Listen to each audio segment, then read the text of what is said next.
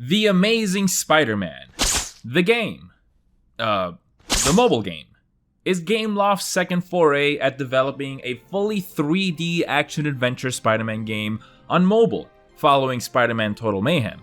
But where that game kept things relatively simple by being a straightforward linear brawler, this movie-tying mobile game would up the ante and match its home console counterpart by going open world, and offering those web-swinging mechanics we're all so very fond of. But if The Dark Knight Rises mobile game taught me anything, it is that sometimes the greater ambitions of open world experiences for smartphones of this time can be a slippery slope. For the open world in that game felt like shallow padding in the form of repetitive side missions, a wonky traversal system, and an empty feeling Gotham City. But by 2012, Spider-Man was no stranger to free-roaming video games ever since the smash hit of Spider-Man 2. With 4, or 5 if you count the PS2 version of Spider-Man 3 as a separate game, titles that offered the Big Apple as our own personal concrete jungle to cover in white, sticky, hard to get out of your hair substance. Don't worry, it dissolves in about an hour.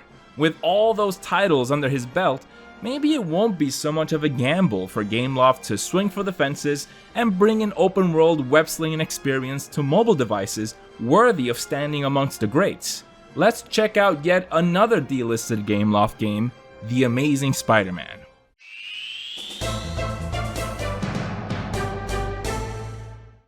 Before getting into it, I want to say thank you for all the support you guys have been giving my videos. When I decided to take a dive into delisted and forgotten mobile games, I figured not that many people would have much interest. I was just quenching my interest in covering obscure games no one talks about anymore. To my surprise, these have been some of my best performing videos on the channel, so thank you for liking, subscribing, and commenting.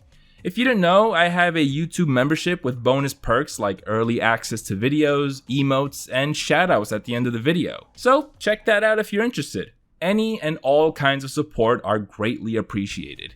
Now back to the video. As usual, this game has long been delisted, so I'm emulating it using BlueStacks and enhancing the experience by mapping the touchscreen controls to a PlayStation 5 controller. One thing I really liked about the home console TASM game was how it acted as a sequel to the movie rather than just adapting its plot like most movie tie-in games do. Not only can you expand the universe established by the movie, even though the video game more than likely won't be considered canon, but you also have a lot more leeway to include other villains from the comics and put the hero in a radically different set of circumstances, since you don't have to make sure to check off the major plot beats from the movie. TASM on home consoles was able to center around a citywide viral outbreak featuring a bunch of cross-species monstrosities for Spider-Man to take on, without the burden of, shit, we gotta have a level where Peter buys chocolate milk. TASM 2, I fucking hate your ass. However, The Amazing Spider-Man by Gameloft goes the traditional route and decides to be an, albeit loose, and I mean loose, adaptation of the movie. The game opens with a motion comic book style cinematic featuring a legally distinct Peter Parker setting up his origin. What was the deal with these games not being able to use Andrew Garfield's likeness? Real heroes lend their handsome mug for movie tie-in games. Tobey Maguire in Spider-Man 2 for PSP can't hurt you. Tobey Maguire in Spider-Man 2 for PSP can't hurt you. Tobey Maguire in Spider-Man 2 for PSP can't hurt you. Shit. God, you're ugly. Okay, we're off to the races, and well, I want to start things off with a scorching hot take.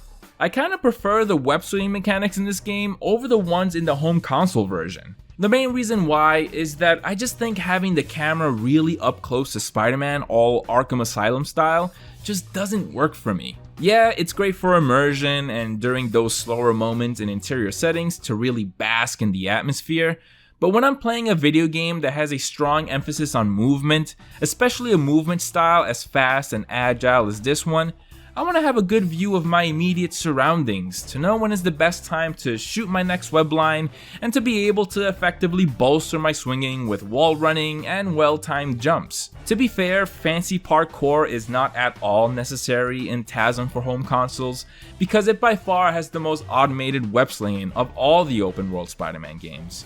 In that game, the camera is pushed so close to Spidey that you get to see just a few feet of his web line, and even though it's obvious that Beanox wasn't going for that heavy physics-based approach like prior games, having the camera limit your view of what's happening with your webs, every swing feeling almost identical to the last, and the web rush mechanic being way too OP to the point where you could probably utilize it in the middle of a desert, made me think, man, this MF might as well be flying.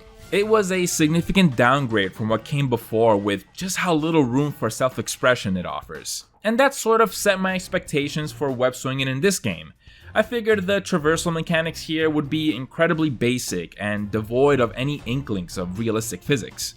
To my surprise, the web swinging here has more going for it than its home console counterpart. First off, the camera is pulled way back, giving us a better view of Spidey as he soars through the sky with each swing. Is just visually satisfying. The web lines very clearly don't stick to anything most if not all the time, but there are rules to how they work. For one, if you're way too up high in the sky and significantly over skyscrapers, you won't be able to web swing, as well as in areas like Central Park where the trees are too low to swing from, and the docks along the coast of Manhattan. You can also aim the direction you want to shoot your next web line to effectively steer yourself to where you want to go. Whereas in the flagship version, your web lines always seem to just shoot straight up, and you can make sharp turns at almost any point of your swing arc. Again, kind of taking away from what makes web slinging fun and interesting. It's all about playing with those limitations. It may not seem like a huge deal, these fundamentals have been around since Spider-Man 2, but this to me is pretty cool. It shows that the devs were at least trying to capture what made web slinging and free-roaming Spider-Man games special all these years, but this time in a mobile game. The feeling of building speed and momentum is not really here though. Every time you shoot out a web, Spider-Man's momentum just completely stops for a split second and he floats in midair. Then he continues through to his next swing. Funny enough, you're able to use this to your advantage in this game's timed races. Much like other Spider-Man games, you're supposed to swing through these giant rings, and whenever I found myself off course or I was plummeting to the ground super fast, I would use this gravity-defying pause Spider-Man does to course correct myself. And it did offer some fun even if it was with a wonky physics system. The way Spider-Man generally reacts to the environment feels very janky and unoptimized. I would often feel like I'm just jittering in place as I try to navigate the environment, and I just never hit that smooth flow you would want in a game that's so focused on traversal. There are some features that were implemented with the intention to offer a continuous flow of traversal, like the way Spider-Man automatically parkours over obstacles and this rock and roll style power slide he does up the sides of buildings if you swing into them with enough speed. You can also quickly kick off buildings and launch yourself forward. I think these abilities were ripped straight from Web of Shadows, and obviously they function way better in that game. Speaking of things that function way better in prior games, wall crawling is very basic. You know, it functions. I feel like wall crawling has taken the furthest backseat in the car ever since, again, Web of Shadows. Even with all the awesome stuff for traversal Marvel's Spider-Man 2 did, wall crawling just barely gets by. To give TASM Mobile some credit though, fully upgrading your wall crawling speed really does give you what I think is the fastest wall crawling in any Spider-Man game. It looks a little funny though, because the speed at which you're crawling doesn't really match the animation, so it looks like Spider-Man is being boosted by some invisible force. Alright, let's jump off this rooftop and beat up some thugs as we check out this game's first mission. Going into this game, I was curious to see if it would also do its own take on Arkham Asylum combat, since that game was such a big influence in the main version of TASM. But it actually doesn't do a free flow inspired combat system, and instead does its own thing. It's more of a casual Devil May Cry or... You know, those animations look kinda familiar. Where have I seen this before? Oh, wait a minute, Gameloft just recycled the combat system from Total Mayhem. Well, that's underwhelming. Down to the animations, controls, and overall feel, but just like a worse version of it? I don't know if the combat mechanics took a hit because we have an open world this time around, but they don't feel as snappy and responsive as they do in Total Mayhem.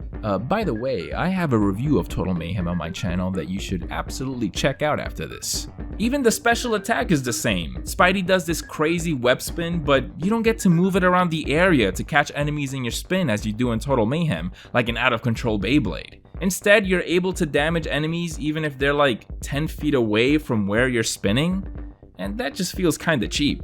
The weird thing about this game repurposing the combat system from Total Mayhem, apart from it being lazy as all hell, is that it even feels like a downgrade from a visual standpoint. Because this game is going for a more realistic graphic style, the over-the-top and flashy nature of this combat system doesn't really fit the game's aesthetics. Whereas in Total Mayhem, the exaggerated movement and cartoony visual effects felt right at home with the game's comic book inspired art style. Another strange aspect is that this game has an upgrade system that allows you to unlock new attacks, but the attacks are the same ones that Total Mayhem just gives you access to from the very beginning of the game. I actually didn't pick up on this right away. I thought that maybe just the basic 3-hit combo is the same from Total Mayhem, but these unlockable attacks are totally new ones. So as I unlocked new attacks and checked out the moves list, I was treated to the most confusing instructions on how to pull off your newly unlocked attacks. Rather than just giving me a string of inputs for the attack, the game tells me to, first do this attack and then press this button and this button to do this new attack. But the prerequisite attack the game asks you to do first is represented by an icon rather than just giving me the inputs for that attack, then followed by whatever inputs I need to do for the new attack. And every time you unlock a new move, the game just keeps referring to the last move you unlocked in this manner of showing you icons rather than just straightforward inputs as prerequisites to pull off the new move. So in other words, it just keeps getting more and more obtuse the more attacks you unlock. To make things even more infuriating, I had to wait for this speedy ass text to reset after it finishes scrolling so I can have another read at it to try and make sense of it. Once I figured out how to do each move, I realized that it's a lot simpler than the text makes it out to be, so I don't know, maybe it's on me, but I really think this could have been made a lot more coherent. So yes, this game has an upgrade system where you can unlock attacks as we just discussed, as well as increase your damage output, health bar, attack speed, and a few other things. You do this by collecting spider tokens spread around the city, completing missions, and side objectives. Standard stuff. Now, I regret to inform you that Gameloft continued the same practices from the Dark Knight Rises mobile game, and offered microtransactions as a means to just buy your way to a fully upgraded Spider-Man. Of course, it's impossible to spend money on this delisted game today. As a matter of fact, the version I played is modded so you actually receive currency when you purchase an upgrade or item from its marketplace.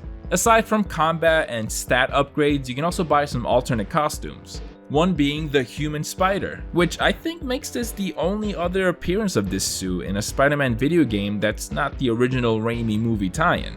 And this perfect looking symbiote Raimi suit? This is the best this suit has looked in a video game, up until it was put in Marvel Spider-Man 2. Although I have to say that I feel like I got swindled because the icon shown in the item shop looks more like a Venom skin, and I thought that this game would finally deliver on that rumor that circulated a bunch of forums back in 2007, claiming that if you collected every meteor shard in Spider-Man 3, you would unlock Venom as a playable character. There's also a damn good photo mode that allows you to spin the camera around Spidey as you pull off cool poses. I imagine that you can save these pictures to your phone's album, so that's pretty cool. So yeah, I immediately bought every upgrade. Despite the microtransactions element not at all affecting my wallet when I played The Dark Knight Rises, it still soured the experience for me because it seemed like the game's combat system was purposely designed to feel like a slog as a way to incentivize the player to make some purchases. But, and not to give this game a total pass, I don't imagine the microtransactions being as egregious as they were in TDKR. And it's really because this game's pacing is a lot faster than The Dark Knight's. Web slinging around the city, collecting spider tokens, and making quick work of thugs is not as monotonous as slowly gliding around Gotham City. And even though this game's web slinging mechanics are nothing to write home about, it is still an infinitely more fun and engaging way to traverse the city. So in other words, I can see myself taking a couple hours to collect some spider tokens and grind random crimes around the city without it feeling like a chore so fast. With that being said, I do wish the game offered more variety with its random city events. All there really is are random thugs terrorizing citizens, a few bombs to defuse, and escorting citizens to the hospital. I do really like this mechanic of Spider-Man's Spidey sense pinpointing city events, snapping the camera to them, and allowing the player to quickly web strike to them. It feels really intuitive and keeps the moment-to-moment gameplay feeling brisk at all times. The story campaign, on the other hand, has a couple of missions that I thought did some interesting things and did a decent job of keeping me entertained. Like I said before, the game here is more or less adapting the plot of the movie with its own twist. Namely, the inclusion of a street gang known as the Free Radicals, and the puzzling absence of Gwen Stacy. She's in this game for like 20 seconds, and it's really strange that the two TASM games that adapt the movies don't include Gwen Stacy despite her being like the co-lead in the movies. So during a routine patrol, Spidey comes across this gang robbing a bank, and after confiscating their loot, he notices Oscorp documents mentioning a Dr. Green. Suspecting the Free Radicals of having plans of going after Oscorp, Spidey decides to track down this Dr. Green before the Free Radicals get to her. Speaking in regards to Spidey's voice actor in this game, they brought back Andrew Chaikin from Total Mayhem. I scoured the game's credits 3 times and didn't see a voice cast, which, like, what's the deal with that? But he is credited on his Wikipedia page, which I didn't even know existed because he goes by his stage name Kid Beyond in it. I thought Chaikin did a decent job in Total Mayhem, nothing riveting, but alright. I don't know what the hell happened here. I hate to rag on a performance, but man, it's pretty bad. It sounds so forced. He really honed in on the kid in Kid Beyond because Spidey here sounds so childlike. I know he's supposed to be a teenager, but at times he sounds like a whiny brat after his parents took away his iPad. There are a few instances where he does that thing where he goes all quiet and slowly walks to the thug all menacingly. I love when Spider-Man does that shit. But I can't help but imagine the thug bursting out laughing when this is the voice that comes out of Spidey. No more games! Tell me what you're planning to do with the gas the scientists made you! My pal, the geeky dude, shared this interaction he had with Chaikin on Twitter with me, and I'm really glad he did, because Chaikin is displaying respectable humility here. He agrees that his performance as Spidey was not the best. He was 39 years old at the time, and to compensate, he pitched his voice way too high. Live and learn. Respect, Kid Beyond. Respect. Once we catch up to Dr. Green, we fend off some members of the Free Radicals and learn that they're after Dr. Connor's genetic research and its potential for weaponization. So it's off to race after another nerd in a lab coat. What follows is this frankly uninteresting series of missions involving the Free Radicals planting bombs around the city to cause mass chaos. Man, I just can't get behind whenever Spider-Man games include generic gang members as a part of the main plot. Like when Spider-Man 3 included the Apocalypse, Dragon Tales, and Arsenic Candy Gang. The boss against the big boss of the Free Radicals even resembles the fight against the Apocalypse gang leader, taking place in a dock. But at least Spider-Man 3 still pulled villains from the comics with their own subplots. In TASM for mobile, it's just the Lizard. You can't just have the one villain from the movie in the tie-in game. It's tradition to have extra villains on the side. And having the Lizard as the only villain hurts the story's pacing because the plot of him spreading his lizard gas gets stretched out across the majority of the game, and it makes it feel narratively uneventful and repetitive. You stop him from setting up lizard gas contraptions like 3 times, and by the 3rd time I was asking myself, when's the mission that has me lure Rhino into a concrete wall or electrified fence? I can use one of those by now. At least the game does some creative things with different mini-games and unique little gameplay moments spread around its missions. Early on, there's this section where you use a car door as a makeshift surfboard as you chase a car around the city and avoid obstacles. That's pretty cool. There's a brief moment where you dive bomb down the side of a building to save a person from falling, and those moments are always really thrilling for me, when saving someone from falling is actually implemented into the standard gameplay and not depicted as simply a QTE. This part where you chase the lizard through Central Park made me think that it was paying homage to Endless Runners. Because you're unable to web swing in Central Park, most of the time you're sprinting after him, and there's a trail of these hourglasses that extend the timer by a few seconds. And this whole visual of Spider-Man intensely running through trees, following a trail of yellow pickups, reminded me of games like Temple Run or his very own Spider-Man Unlimited. I need to cover that sometime.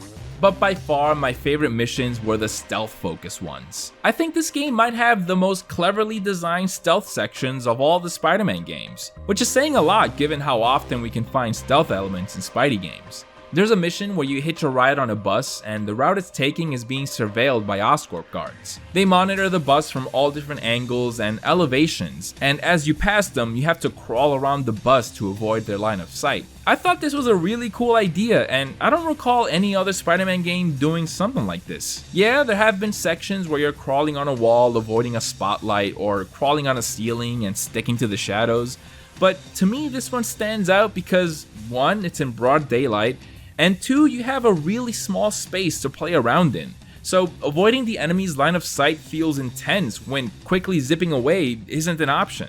After you fight the Lizard in Central Park, Spider-Man's web shooters are damaged, so swinging, zipping, and even web-based attacks are completely disabled.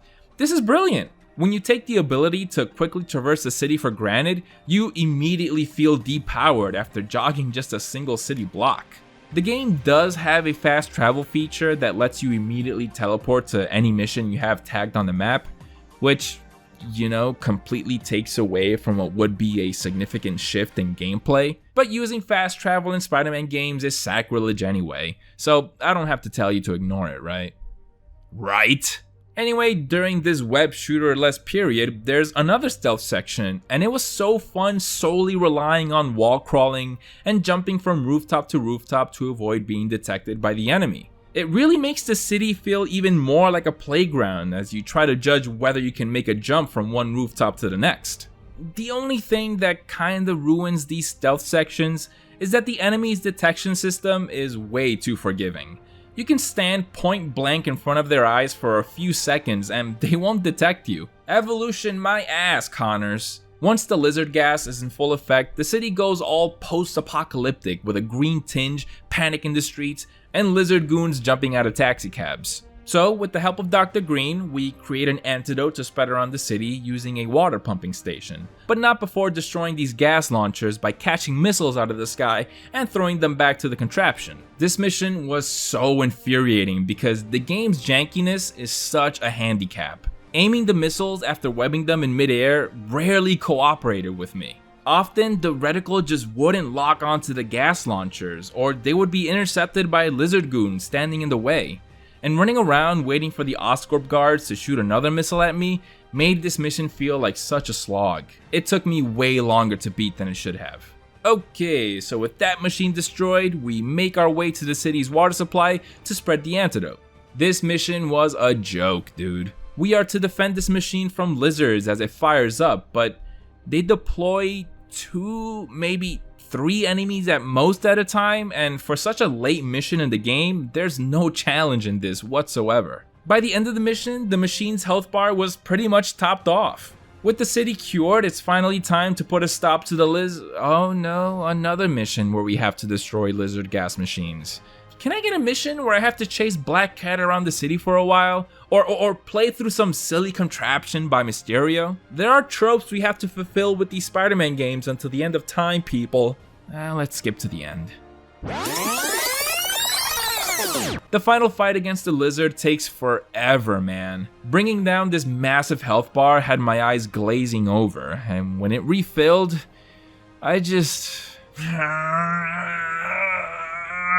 There's no cute little gimmick to the fight to keep things interesting, it's just doing the same attack move over and over until it's over. But at least this last bit has one of those dive bombing sections I'm a big fan of. With Doc Connors reverted back to his human form, we turn him over to the authorities and complete the prequel to The Amazing Spider-Man on home consoles. TASM on mobile is a commendable attempt at bringing an open world experience to smartphones. The game has a fair bit of jank, but it was never bad enough that it stopped me from playing this game to the end.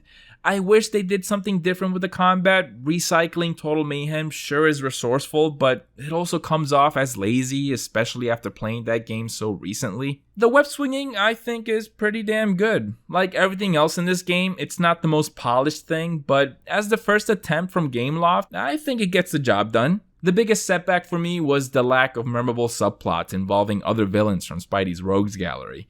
It's something I just came to expect from Spider-Man games, so it was disappointing not getting that here. I know TASM 2 on mobile delivers to an extent in that aspect, so I'm excited to check that out next. If you want to be notified when that video goes live, make sure to subscribe and hit that bell, and join my YouTube members to get access to that video early. Special thanks to Sam and Carlos for joining at the top tier.